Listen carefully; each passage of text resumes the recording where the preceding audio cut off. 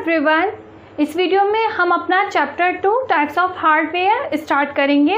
इससे पहले हम अपना चैप्टर 1 कंप्यूटर सिस्टम कंप्लीट कर चुके हैं। उसकी प्लेलिस्ट का लिंक मैं आपको डिस्क्रिप्शन बॉक्स में दे दूंगी, तो जिन्हें स्टूडेंट्स ने नहीं पढ़ा है वहाँ से जाके पढ़ सकते हैं। तो आज इस वीडियो में हम पढ़ने वाले हैं कंप्यूटर सिस्टम एंड ओवरव्यू, यानी कि फर्स्ट चैप्टर का ओवरव्यू देखेंगे and second topic memory in a computer system. ठीक है, तो हमने फर्स्ट चैप्टर में पढ़ा था कि कंप्यूटर सिस्टम क्या होता है, उसकी फंक्शनिंग कैसे होती है, उसके फंक्शनल कंपोनेंट्स क्या हैं, कैरेक्टरिस्टिक्स उसकी क्या होती है और टाइप्स ऑफ कंप्यूटर के क्या क्या होते हैं। ठीक है, तो एक बार इसको रिकॉल करते हैं। तो हमारे कंप्यूटर सिस्टम में इनपुट डिवाइसेस होती हैं, सीपीयू होता है और आउटपुट डिवाइसेस होती हैं और सेकेंडरी मेमोरी होती है। ठीक है, सीपीयू के अंदर भी हमारा प्रोसेसर होता है और मेन मेमोरी होती है। प्रोसेसर हमारा कंट्रोल यूनिट और एएलयू से मिलकर बनता है। इसमें हम इनपुट डिवाइसेस के थ्रू डेटा को इनपुट कराते हैं, वो हमारे सीपीयू के पास जाता है। सीपीयू हमारा ऑपरेशन को परफॉर्म करता है और हमारा आउटपुट हमें आउटपुट डिवाइसेस पर मिल जाता है। ठीक है, हमारे इनपुट डिवाइसेस क्या क्या है, हमारा मॉनिटर है, कीबोर्ड है, माउस है, हमारी जॉयस्टिक है, स्कैनर है। आउटपुट डिवाइसेस हमारा क्या होता है, मॉनिटर होता है और स्क्रीन होती है, प्रिंटर होता है। तो और हमारे सेकेंडरी मेमोरी क्या होती है, सीडीज़ होती है, डीवीडीज़ होती है। ठीक है, हार्ड डिस्क होती है। ये सब हमारी क्या है, हार्डवेयर है, यानी कि input devices, secondary memory, output devices और सीपीयू के अंदर मेमोरीज हमारी, ये सब क्या होती है, ये सब हमारे हार्डवेयर हैं कंप्यूटर के। ठीक है, अब देखते हैं सीपीयू हमारा क्या होता है, कंप्यूटर का ब्रेन होता है। ठीक है, तो कंप्यूटर का ब्रेन होता है, हमें कोई भी टास्क परफॉर्म करना होता है तो हम सीपीयू को इंस्ट्रक्शंस देते हैं, फिर सीपीयू उन इंस्ट्रक्शंस के अकॉर्डिंग हमारे टास्क को परफॉर्म करता है और आउटपुट स्क्रीन पर उसको शो कर देता है। ठीक है, जैसे कि हम कोई एग्जांपल लेते हैं, हमें सपोज 2 नंबर्स का मल्टीप्लिकेशन निकालना है। हम 2 नंबर्स लेते हैं 4 और 5, हम लिखेंगे मल्टीप्लाई 4 और 5, या इसको हम ऐसे लिख सकते हैं कि 4 मल्टीप्लाई 5। ठीक है, तो हम क्या करेंगे, हमारा डेटा क्या है, यहाँ पे 4 और 5 है, तो 4 और 5 को हमने कीबोर्ड से इनपुट कराया, वो हमारे सीपीयू के पास गया। सीपीयू में हमारे जो अर्थमेटिक लॉजिक यूनिट से हमारा ये मल्टीप्लिकेशन परफॉर्म हो जाएगा। 4 × 5 क्या हो गया, 20, और ये हमारे आउटपुट डिवाइस पे शो हो जाएगा। तो यहाँ पे हमारे जो प्रोसेसिंग हुई है वो तो प्रोसेसर कर रहा है एएलयू से। तो यहाँ पे हमारा मेन मेमोरी का क्या काम हो रहा है, मेन मेमोरी ने क्या काम किया वो समझते हैं। सपोज़ आपको चाय बनानी है, तो चाय बनाने के लिए आप कोई कंटेनर लेंगे, जैसे सॉस पैन ले लिया है, फिर आप उसमें इंग्रेडिएंट्स डालेंगे, मिल्क, वाटर, टी, शुगर। ठीक है, फिर उसको आप वो बॉईल करेंगे। बॉईल करने के बाद आपकी जब चाय रेडी हो जाएगी तो आप उसको एक कप में निकाल लेंगे। ठीक है, तो इस प्रोसेसिंग के लिए हमें किसकी ज़रूरत पड़ी, कंटेनर की। ठीक है, सॉस पैन की। अगर कंटेनर नहीं होता तो आपकी चाय कैसे बनती, पॉसिबल ही नहीं थी। तो इसी तरह से हमारे सीपीयू में मेन मेमोरी क्या काम करता है, कंटेनर का काम करती है मेमोरी। ठीक है, यानी कि जब हमारा कोई भी टास्क परफॉर्म होता है, प्रोसेसिंग होती है, तो उस टाइम पे जो भी हमारा डेटा होता है और उसके इंस्ट्रक्शंस होते हैं वो हमारे जाके मेमोरी में सेव हो जाते हैं। ठीक है, या वो मेमोरी उसको होल्ड कर लेती है जब तक कि उसमें प्रोसेसिंग होती है।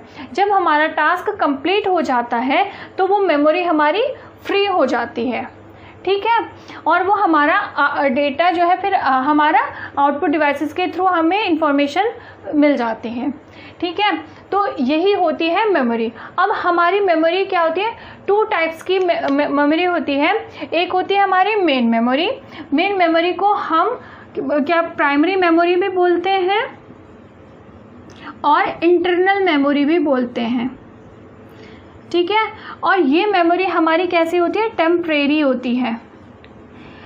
प्रोसेसिंग के टाइम तक ही, जब तक हमारा डेटा प्रोसेस होगा, पूरा हमारा ऑपरेशन परफॉर्म होगा, तब तक ही हमारा डेटा और इंस्ट्रक्शंस हमारे मेन मेमोरी में सेव होते हैं, ठीक है। जैसे ही हमारी प्रोसेसिंग कंप्लीट हो जाएगी तो डेटा भी अपने आप से रिमूव हो जाएगा, इसीलिए इसको हम टेम्परेरी मेमोरी बोलते हैं, ठीक है। दूसरी होती है हमारी सेकेंडरी मेमोरी। सेकेंडरी मेमोरी को हम ऑक्सिलरी मेमोरी या एक्सटर्नल मेमोरी भी बोलते हैं। और ये मेमोरी हमारी कैसी होती है, परमानेंट होती है। इसको परमानेंट क्यों कहा जाता है, क्योंकि इस मेमोरी में हम अपने डेटा को परमानेंटली स्टोर कर सकते हैं। जब तक हम चाहें तो हम अपने डेटा को सीडीज़ में, डीवीडीज़ में, हार्ड डिस्क में बैकअप बना के उसको स्टोर करके रख सकते हैं, इसीलिए इसको परमानेंट मेमोरी कहा जाता है। हम इन मेमोरी को, प्राइमरी मेमोरी को और एक्सटर्नल मेमोरी को डिटेल में नेक्स्ट वीडियो में पढ़ेंगे, ठीक है। अब देखते हैं यूनिट्स ऑफ मेमोरी। यूनिट्स का क्या मतलब होता है, स्टैंडर्ड मेजरमेंट। जैसे कि डिस्टेंस की मेजरमेंट क्या होती है, किलोमीटर होती है।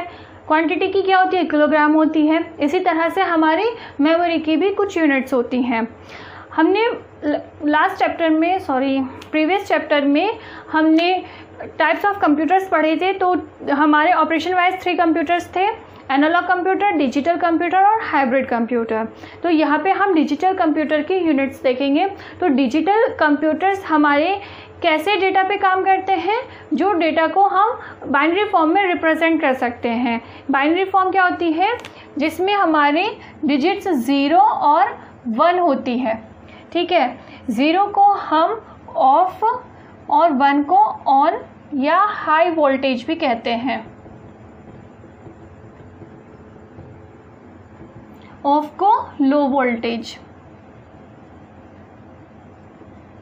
तो हमारा जो डेटा जाता है डिजिटल कंप्यूटर में, वो 0 और 1 का बहुत सारा कॉम्बिनेशन होता है, ठीक है, इस तरह से। तो इसके अंदर एक डिजिट को हम क्या कहते हैं, बहुत सारे डिजिट्स हैं, तो एक डिजिट को हम क्या बोलते हैं, बिट बोलते हैं। बिट क्या है, बाइनरी की शॉर्ट फॉर्म होती है हमारी बिट। तो ये जो डेटा होता है 0, 1, 1 की फॉर्म में, ये कौन सा डेटा होता है, ये कैरेक्टर्स और सिंबल्स होते हैं। इन कैरेक्टर्स और सिंबल को बाइनरी फॉर्म में इनकोड करने के लिए हमारे क्या होती है, कुछ स्कीम्स होती हैं, जैसे कि ASCII स्कीम, ये क्या होती है, अमेरिकन स्टैंडर्ड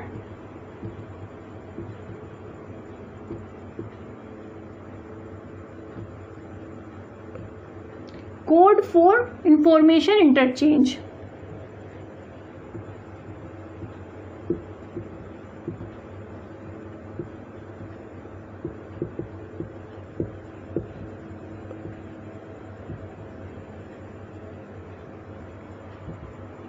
और है ISCII, ये होता है Indian script code for information interchange और यूनिकोड। तो ये इस तरह से हर कंट्रीज़ की लैंग्वेज के अकॉर्डिंग बहुत सारे होते हैं। तो अमेरिकन बेस्ड है, ये इंडिया पे है। और यूनिकोड हमारा क्या होता है, यूनिवर्सल होता है, क्योंकि हमारे वर्ल्ड में डिफरेंट लैंग्वेजेस होती हैं, उनमें डिफरेंट टाइप्स के हमारे सिंबल्स और कैरेक्टर्स होते हैं। तो यूनिकोड हमारा यूनिवर्सल के लिए आता है, ठीक है। तो ASCII में क्या होता है कि जैसे कि कैरेक्टर A है, ठीक है, तो ASCII के अकॉर्डिंग A को ASCII वैल्यू दी गई है 65, और उसको हम बाइनरी फॉर्म में कैसे रिप्रेजेंट करते हैं, 0 1 0 0 0 0 1, ठीक है। 66 आएगा तो क्या हो जाएगा, यानी कि 66 B की वैल्यू होती है 0 1 0 0 0 0 1 0, ठीक है। तो इसके अंदर हमारे कितनी बिट्स जा रही हैं, क्योंकि एक डिजिट क्या है, एक बिट है, तो इसके अंदर कितनी बिट्स यूज़ होती हैं, 1 2 3 4 5 6 7 8, 8 बिट्स हैं। तो यानी कि 8 बिट्स मिलकर हमारी क्या बनाती हैं, 8 बिट्स को हम 1 बाइट बोलते हैं, ठीक है। अब अगर जैसे हम हेलो वर्ड लिखते हैं, हेलो, तो हेलो के अंदर कितने कैरेक्टर्स हैं? 1 2 3 4 5 कैरेक्टर्स हैं। तो 5 कैरेक्टर्स के अकॉर्डिंग हमारी कितनी बाइट्स यूज़ हो रही हैं? इसमें 5 बाइट यूज़ होती हैं, 5 बाइट, ठीक है। और 5 बाइट और बिट्स कितनी आ रही हैं? 8 × 5 40 बिट्स।